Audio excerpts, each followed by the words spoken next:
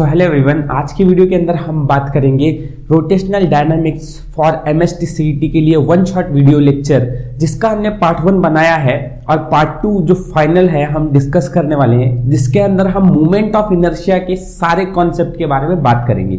तो स्टार्ट करते हैं और मूवमेंट ऑफ इनर्शिया के कॉन्सेप्ट पे हम अपना आगे का प्रोसेस शुरू करते हैं। तो movement of inertia I equals to आपका जनरली फॉर्मूला क्या होता है, m k square, where M जो है ये आपका मास है और के जो है वो रेडियस ऑफ गायरेशन है। ठीक है, अब बहुत इंपॉर्टेंट नोट करने वाली बात यहां पर ये है, I equals to M k square, अगर इसका कोई आपको यूनिट पूछ रहा है तो यूनिट जो होता है ये होता है केजी मीटर स्क्वायर। ठीक है, अब इस मूवमेंट ऑफ इनर्शिया से हमें अलग अलग बॉडीज का मूवमेंट ऑफ इनर्शिया निकालना रहता है। वो किस तरह से निकालना है हमें, उसके लिए हमें दो तरह के थ्योरम को पढ़ना जरूरी है। तो उस थ्योरम को हम एक पैरेलल एक्सिस थ्योरम रहता है और एक परपेंडिकुलर एक्सिस थ्योरम होता है। तो parallel axis theorem that is क्या बोलता है कि I O is equal to I c plus m x square. अब इसमें I O जो है ये मैं ऐसा कंसिडर कर रहा हूं कि कोई भी बॉडी का मूवमेंट ऑफ इनर्शिया जहां से निकालना है, ठीक है, is equal to movement of inertia centre से प्लस मास इनटू उसका एक्स मतलब डिस्टेंस का स्क्वायर कर रहे हैं हम। ठीक है, तो इसको थोड़ा अप्लाई करने के लिए हम जैसे एप्लीकेशन देखेंगे तो आपको समझ में आने लग जाएगा। आगे बात करते हैं परपेंडिकुलर एक्सिस थ्योरम की। परपेंडिकुलर एक्सिस थ्योरम क्या है कि I z is equal to I x plus I y. ठीक है, तो इस वाले को हम परपेंडिकुलर एक्सिस थ्योरम बोलते हैं। ठीक है, कि मूवमेंट ऑफ इनर्शिया कोई भी एक्सिस से, जेड एक्सिस से अगर आपको निकालना है तो it is the sum of movement of inertia from x axis and y axis. Okay, तो चलो अब इनके रिलेटेड हमको थोड़े से एप्लीकेशन भी देखने हैं और मूवमेंट ऑफ इनर्शिया भी निकालनी है हमको अलग अलग बॉडीज की। हम इसमें 5 तरह के अलग बॉडीज का मूवमेंट ऑफ इनर्शिया निकालेंगे। फर्स्ट इज रॉड, फिर ring, disc, hollow sphere and solid sphere. इन सबका मूवमेंट ऑफ इनर्शिया निकालने वाले हैं, पर वेरी इंपॉर्टेंट हम पहले अपना डिस्कशन जनरली स्टार्ट करेंगे movement of inertia from its centre. अब ये बहुत ही जनरली है कि मूवमेंट ऑफ इनर्शिया अगर आपको कोई सेंटर से निकालने को बोल रहा है तो ये वाला आपको याद ही रखना है कि I C is equal to M L square upon 12। ये मूवमेंट ऑफ इनर्शिया रॉड का सेंटर से होता है। रॉड मतलब ऐसी हमारे पास एक बॉडी है, इधर आपको कंसिडर रखना है ये कि ये पूरा डिस्टेंस जो है आपका यहां से यहां तक दैट इज एल। ठीक है, तो ये आपका मूवमेंट ऑफ इनर्शिया होता है।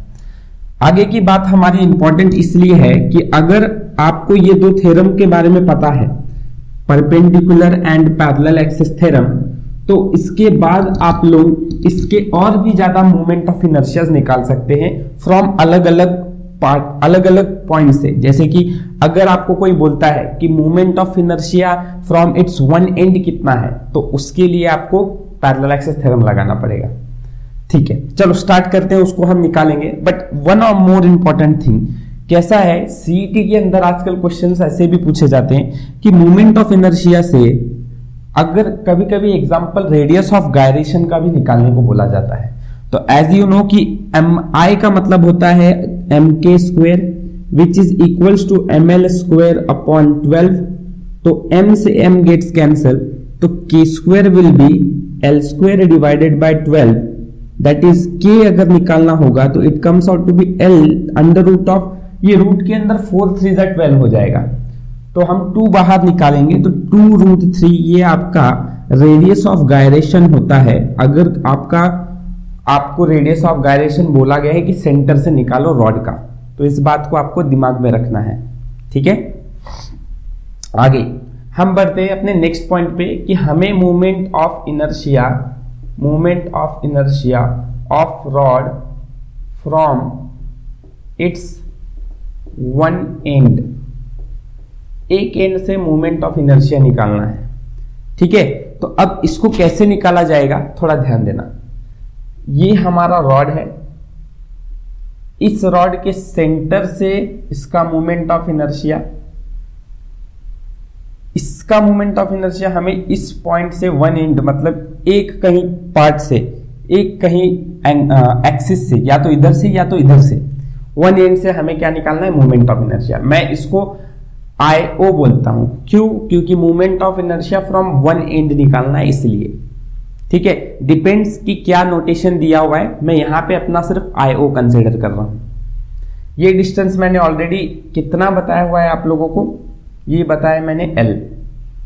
तो अगर मैं कंसिडर करूंगा कि ये डिस्टेंस कितना हो जाएगा मेरा, तो ये डिस्टेंस हो जाएगा L/2, right? Okay, now how to find moment of inertia.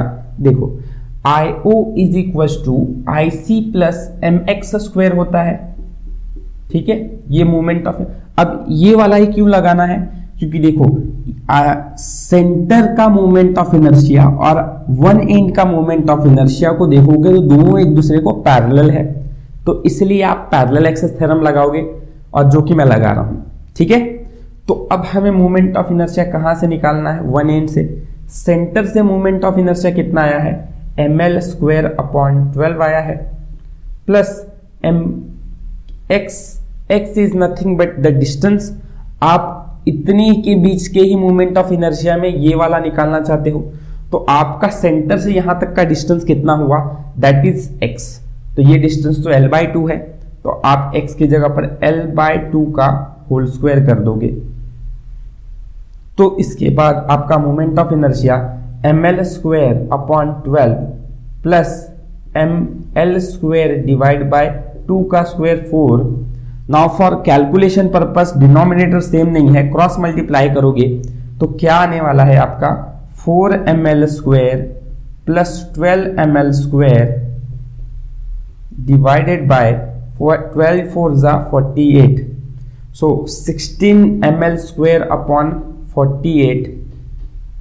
That is, अगर सिंप्लीफाई करोगे तो आपको पता चलेगा कि ml² अपॉन 3, क्योंकि 16 3 जा 48 होता है। तो आपका मोमेंट ऑफ इनर्शिया अगर कोई आपको वन एंड से पूछ रहा है तो it is nothing but ml² upon 3। ठीक है, अब आप इसी से इसका रेडियस ऑफ गायरेशन भी निकाल सकते हो, जो कि मैं आपके ऊपर छोड़ता हूं कि अगर इसका रेडियस ऑफ गायरेशन पूछा है तो सेम इस टाइप का ही कैलकुलेशन इसके लिए करना है और इसका रेडियस ऑफ गायरेशन निकाल लेना है। ठीक है, अब इसके बाद हम अपने थर्ड केस पे बढ़ते हैं कि अगर आपको बोला गया कि what will be the moment of inertia of rod, what will be the moment of inertia of rod from its mid point. ठीक है, तो अगला हेडिंग आपका क्या है कि आपको मोमेंट ऑफ इनर्शिया कहां से निकालना है, from its mid point. Mid point से मोमेंट ऑफ इनर्शिया कैसे निकाला जाता है, अंडरस्टैंड केयरफुली। देखो, फिर से हमारे पास ये रॉड है, इस रॉड के सेंटर से मोमेंट ऑफ इनर्शिया आपको IC, ये आपका वन एक्सिस है, इस एक्सिस को आप IO बोल रहे हो वन एंड से। इन दोनों के बीच का जो पार्ट है जो कि ये है, this is the moment of inertia from its mid point. तो अच्छी तरह से समझो, अगर ये डिस्टेंस आपका L/2 है तो इतना डिस्टेंस आपका क्या हो गया, L/4 हो गया। अगेन, अगर हम moment of inertia from its mid point निकालना चाहते हैं तो हमें रेफरेंस के लिए सेंटर का पॉइंट लेना पड़ेगा। तो आपको इसके लिए मोमेंट ऑफ इनर्शिया सेंटर से निकालने की या फिर इसकी वैल्यू पता होनी चाहिए। दोनों एक दूसरे को पैरेलल है, तो अगेन पैरेलल एक्सेस थ्योरम लगाओगे, that is IO is equal to IC plus mx²। ठीक है, नाउ IC कितना है, ml² अपॉन 12 प्लस mx, मतलब इस बार डिस्टेंस आपका लेंथ L/4 है। ठीक है, पिछली बार L/2 था तो इसका स्क्वायर। L/4 क्यों हो गया, क्योंकि डिस्टेंस अब L/2 का भी आधा हो जाएगा, सिर्फ इतना ही निकालना है आपको। तो सेंटर से यहां तक का डिस्टेंस सिर्फ L/4 है। ठीक है, तो अब यहां की वजह से आपका formula ml² upon 12 plus ml² divide by 4 का स्क्वायर इज 16। तो 16 इससे मल्टीप्लाई होगा फिर 12 इससे मल्टीप्लाई होगा तो 16 ml square plus 12 ml square upon 16 12 जा तो 16 इंटू 12 करोगे तो आई थिंक 6 2 12 1 2 1 2 3 6 1 6 1 1 1 तो 192 it comes out to be 192। So यहां से आगे की बात ध्यान से समझना कि 16 plus 12 is 28 ml square upon 28 ml square upon 192। तो सिंप्लीफाई हो सकता है तो करना है, जो कि ऑब्वियसली 28 ऊपर दिखाई दे रहा है तो आप 28 मतलब 2 से डिवाइड कर सकते हो। तो 28 ml square upon 192 which is 7 के टेबल में कंपेयर करोगे तो 7 4 जा, बाकी 7 के टेबल में इज इट पॉसिबल 192 आता है। एक काम करते हैं 2 से 4 ml स्क्वायर अपॉन 2 से डिवाइड किया तो 2 9 जा एंड 2 6 जा 12 राइट। फिर 2 से डिवाइड करोगे 7 ml square upon 7 ml square upon I think 48 2 से डिवाइड करने के बाद। तो आई ये यहां से निकाल रहे हैं हम, यहाँ O नहीं लगाना है, यहाँ M लगाना है, क्योंकि आप ये जो निकाल रहे हो वो मोमेंट ऑफ इनर्शिया आप मिड पॉइंट से निकाल रहे हो। तो इसलिए ये जो मोमेंट ऑफ इनर्शिया आपका मिल रहा है वो मिड पॉइंट से मिल रहा है, that is 7 ml square upon 48। ठीक है, तो ये बात आपको ध्यान में रखनी है कि मोमेंट ऑफ इनर्शिया अगर आपको मिड पॉइंट से निकालना है तो ये इस तरह से निकलेगा। इफ आपको इसी का रेडियस ऑफ गायरेशन निकालना है तो mk square is equal to 7 ml square divide by 48। So m से m कैंसल हो जाएगा, l square k square will be 7l square divide by 48। Calculation को ज्यादा लंबा नहीं करता हूं, रूट के अंदर इसको अभी रख लेता हूं और ये l स्क्वायर को बाहर लेकर l बना देता हूं। आप लोग जानते हो 48 का मतलब 16 3 जा 48, तो 16 3 जा 48 मतलब 16 बाहर आएगा तो 4 बन जाएगा। तो it is l by 4 under root of 7 upon 3 which is the radius of gyration from its midpoint of rod. ठीक है, सो आई होप ये चीज आपको समझ में आई है। मोमेंट ऑफ इनर्शिया सेंटर से रॉड का कैसे निकालते हैं ये चीज के बारे में हमने डायरेक्ट कैलकुलेशन नहीं किया है, वैल्यू को याद किया है। उसके बाद कैसे आप एक वन एंड से और मिड पॉइंट से निकालते हो ये चीज अच्छी तरह से समझ में आई है। ठीक है, और उसी के साथ आपको रेडियस ऑफ गायरेशन कैसे निकालना होता है ये भी चीज मैंने आपको समझा दी है। तो इसको याद जरूर रखना कि रेडियस ऑफ गायरेशन कैसे निकालते हैं। सीईटी के अंदर आपको ratios of radius of gyration different bodies के पूछे गए हैं और पूछे जा सकते हैं, तो इसके बारे में ध्यान अच्छी तरह से रखिएगा। ओके, एंड अब हम बात करते हैं अपने डिफरेंट बॉडीज की मूवमेंट ऑफ इनर्शिया। ठीक है, तो जनरली जो movement of inertia different bodies की होती है पहले उसके बारे में हम डिस्कस करते हैं। ठीक है, तो आप हेडिंग डालोगे movement of inertia of different bodies, लिख लो movement of inertia of different bodies from its centre. ठीक है, तो वो पहली बात तो लिखना जरूरी है। ठीक, ओके, तो movement of inertia of bodies from centre. तो हम क्या कर रहे हैं, देखो जनरली हम पहली बात तो ये चीज नोट कर लेते हैं कि हमारा जनरल फॉर्मूला सबके लिए क्या है। तो सेंटर रॉड के लिए तो आपने अभी अभी सारा काम कर लिया है, फिर भी मैं लिख देता हूं रॉड, फिर रिंग, फिर डिस्क, उसके बाद हॉलो स्फीयर और लास्ट में सॉलिड स्फीयर। ऐसे हमारे पास 5 बॉडीज हैं। इसका moment of inertia centre say that is IC calculate कैसे होगा देखो। पहले वाले का तो कोई प्रॉब्लम नहीं है, ml स्क्वायर अपॉन 12 आता है। रिंग का मोमेंट ऑफ इनर्शिया सेंटर से आपको याद रखना it is mr square. Disc का आता है mr square upon 2। Hollow sphere का 2/3 mr स्क्वायर और सॉलिड स्फीयर का 2/5 mr स्क्वायर। ये हो गए आपके general moment of inertia of different bodies from centre. अब अगर आपको पूछा गया है कि आपको moment of inertia along the tangent निकालना है, ठीक है, तो सबसे पहले मैं कंसिडर करता हूं कि हमारे पास रिंग है, रिंग का मोमेंट ऑफ इनर्शिया सेंटर से टेंजेंट तक का part, this distance is obviously r। तो आपको मोमेंट ऑफ इनर्शिया अगर सेंटर से निकालना है तो ml square upon mr square है रिंग का। तो अगर ये फ्रॉम टेंजेंट, क्या बोल रहा हूं, moment of inertia of ring from its centre, ठीक है, तो सेंटर से कैसे निकलेगा ध्यान दीजिए, IC is equals to I from centre not from its tangent. तो यहां से अगर निकालना है तो हम इसको टेंजेंट बोल रहे हैं, ये वाला पार्ट आपका सेंटर का है।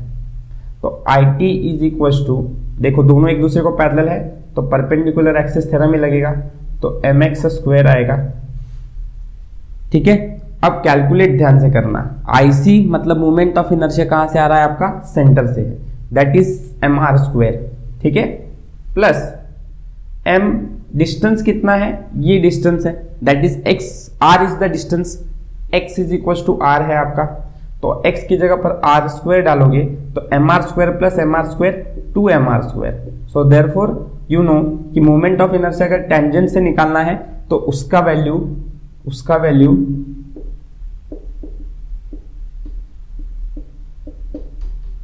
2mr स्क्वायर आता है रिंग के लिए। थोड़ा ध्यान से आगे का कैलकुलेशन भी समझना, जैसे अगर आपको मोमेंट ऑफ इनर्शिया कहां से निकालना है, डिस्क का निकालना है, तो डिस्क के लिए ये आपका सेंटर ऑफ एक्सिस है और ये आपका टेंजेंट पार्ट है, ये डिस्टेंस भी r ही है, सो x की वैल्यू नहीं बदल रही है। पॉइंट क्या बदलेगा, तो अगर यहां का टेंजेंट से निकालना है तो IT is equal to IC plus mx square. फर्क ये है कि बहुत अच्छी तरह से समझो, IC जो है आपका, ये IC इस बार mr स्क्वायर बाय 2 है, तो आप लोग यहां पर mr square upon 2 plus mr square, x की जगह पर फिर से r स्क्वायर ही आएगा क्योंकि इस बार भी distance x is equal to r ही है। सो अब ध्यान से समझना, कैलकुलेशन में यहां डिनोमिनेटर 1 है, सो क्रॉस मल्टीप्लाई करोगे तो 2 1 2 1 1 1 डिवाइड बाय 2, तो टोटल अगर आप देखोगे तो ये आता है आपका 3mr square upon 2, that is the moment of inertia from tangent.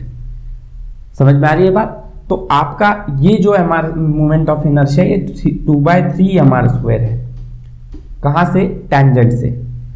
अब हॉलो स्फीयर में क्या होता है, तो हॉलो स्फीयर मतलब सारा का सारा जो वो जो हमारे पास स्फीयर है वो पूरा का पूरा क्या है, खाली है अंदर से, so that is called hollow sphere. तो अगर आपको हॉलो स्फीयर का मोमेंट ऑफ इनर्शिया निकालना है कहां से, टेंजेंट से, तो कैसे कैलकुलेट करोगे, तो ये अपना हॉलो स्फीयर, ये आपका मोमेंट ऑफ इनर्शिया सेंटर से, ये आपका वन एक्सिस से, दैट इज फ्रॉम टेंजेंट, ये डिस्टेंस फिर से आपका r है।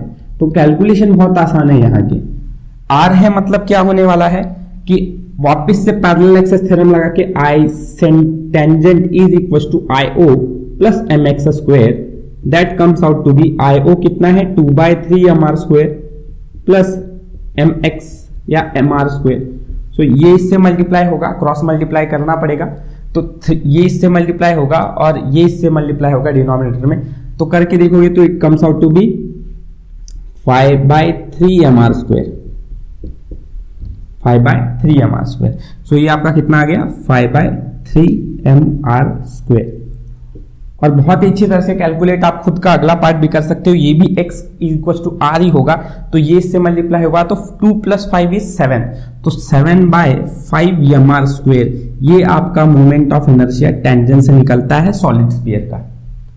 होप सो ये सारी चीजें आपको समझ में आ रही हैं, ठीक है। तो अब इस तरह से हमने अलग अलग बॉडीज की मोमेंट ऑफ इनर्शिया सेंटर से ये पता लगाया और उसके बाद हमने क्या रहता है उसके टेंजेंट से ये भी जाना, ठीक है।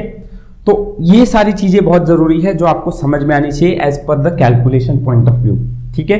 ऐसे एग्जाम में बहुत बार क्वेश्चन रहता है कि मोमेंट ऑफ इनर्शिया आपको टेंजेंट से बताना रहता है उसमें आपको हॉलो स्फीयर बोला हुआ रहता है, आपको सिर्फ ये वैल्यू पुटअप करनी रहती है। कभी कभी रेशियोज पूछ लिए जाते हैं हॉलो स्फीयर के टू सॉलिड स्फीयर के, तो इन सबको अच्छी तरह से प्रिपेयर करना है।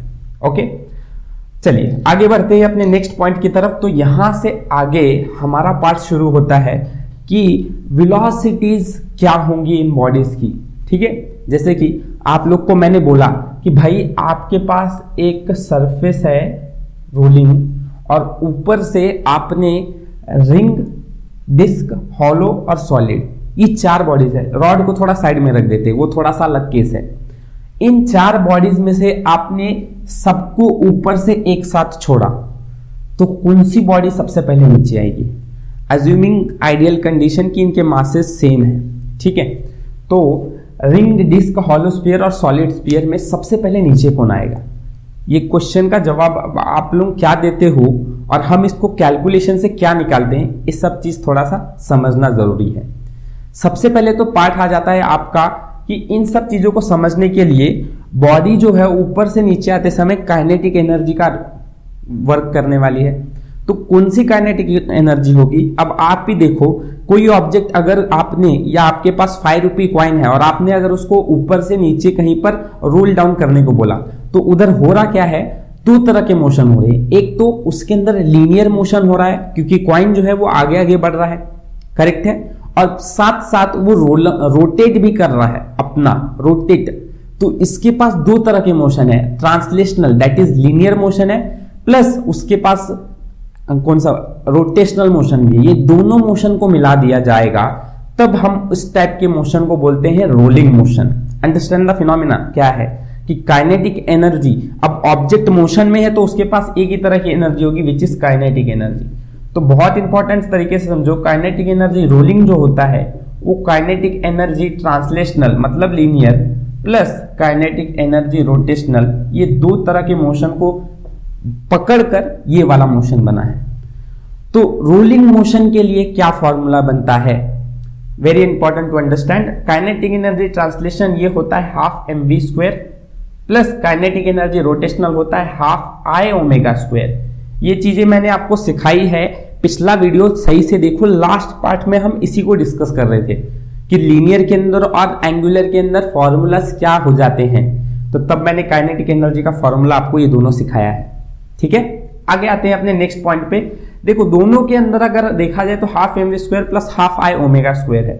अभी अभी आपने बेसिक्स में पढ़ा है कि अगर आप मोमेंट ऑफ इनर्शिया का फॉर्मूला चाहो तो mk² भी लिख सकते हो। एंड इस जगह पर जैसे कि v = r होता है, थ्योरी में समझा है, तो उसी जगह पर ओमेगा क्या हो जाएगा? v/r हो जाएगा। तो इधर मैं ओमेगा की जगह पर v/r का होल स्क्वायर लिख सकता हूं, करेक्ट। तो ये हो जाएगा v²/r²। देखो इधर से आपको ये चीज समझ में आ रही है कि ½ ये दोनों के अंदर है, तो आप कॉमन निकाल लो mv², ब्रैकेट में आपके बचेगा यहां पर 1 प्लस इधर आपका बचने वाला है k²/r²। तो ये आपका फॉर्मूला होता है काइनेटिक एनर्जी रोलिंग का। अंडरस्टैंड दिस कि ये वैल्यू आपका, ये आपका फॉर्मूला है कि what is the kinetic energy rolling, it is ½ bracket 1 plus k²/r²। अच्छा, ये सब चीजें आपको पता है। प्रॉब्लम इज कि इस फॉर्मूले को जानने के बाद अगर आपको कहीं एग्जाम में दिया गया कि what will be the kinetic energy rolling of ring, तो रिंग का अगर आपको काइनेटिक एनर्जी बताने को बोला है तो आप इससे कैसे कैलकुलेट करोगे? आपको m पता होना चाहिए, v पता होना चाहिए, k पता होना चाहिए और r पता होना चाहिए। जब ये सब चीजें पता होंगी तभी आप काइनेटिक एनर्जी रोलिंग निकाल सकते हो। पर बहुत अच्छी तरह से समझना कि मैं इस चीज का भी आइडिया आपको क्लियर कर देता हूं कि आपको ये सब में से k²/r² नहीं पता, ये आपको निकालना आना चाहिए। कैसे? देखो, अंडरस्टैंड केयरफुली, k²/r² की वैल्यू आपको पता चल सकती है, डिपेंड्स कि आपको कौन सा बॉडी दिया गया है। अगर आपको बोला है कि what will be the k²/r² की वैल्यू रिंग के लिए, तो रिंग के लिए बहुत अच्छी तरह से समझना, रिंग के लिए मोमेंट ऑफ इनर्शिया का फॉर्मूला क्या होता है? mr² होता है, सही है ना। तो आप k की जगह पर मैंने अभी भी बताया mk स्क्वायर लिख सकते हो which is equal to mr square. तो इसी के बाद पर m और m कैंसिल होके k square upon r square कितना आ जाएगा 1 आ जाएगा। देखो k स्क्वायर अपॉन, इसको मैं स्मॉल r कंसीडर करता हूं क्योंकि अभी अभी हमने ऊपर इस वैल्यू को स्मॉल r कंसीडर किया है। तो k square upon r square की वैल्यू ये इधर आके यहां कुछ नहीं बचता है 1 बचेगा। तो ये बहुत सही चीज है कि k square upon r square की वैल्यू आपको 1 पता चल गई। मतलब अगर आपको रोलिंग काइनेटिक एनर्जी रिंग की निकालनी होगी तो k square by r square की जगह पर आप 1 पुटअप कर दोगे तो 1 + 1 2 हो जाएगा। 2 डिवाइडेड बाय 2 मींस से बचेगा क्या mv स्क्वायर। तो अगर आपको रिंग का काइनेटिक एनर्जी फाइंड करना है और आपको बोला गया है कि मास इतना है और v इतना है तो आप रिंग का मोमेंट ऑफ इनर्शिया निकाल सकते हो।